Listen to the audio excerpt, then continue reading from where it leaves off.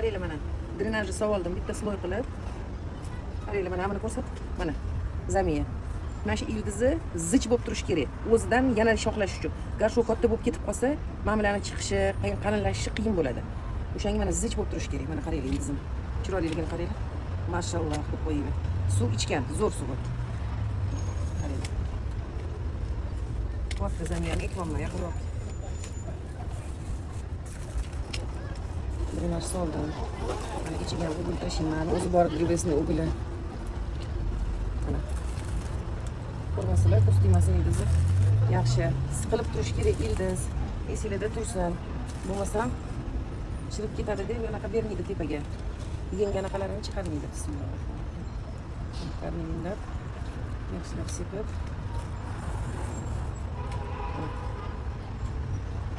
Mana qarang. Bismillahirrohmanirrohim. Mana shunday tushdi. O'lchab oldim. Ustidan mana qilib olib tashlaymiz. Bitta 1 santimetrchasini olib tashlaymiz. Ustida qanaqadir vreditellarmi, nimalaridir bo'lsa, olib tashlash kerak. Mana. Olib tashlaymiz. Keyin har doim mana bunaqa qo'choqlarini tozalaylar. Olib tashladim.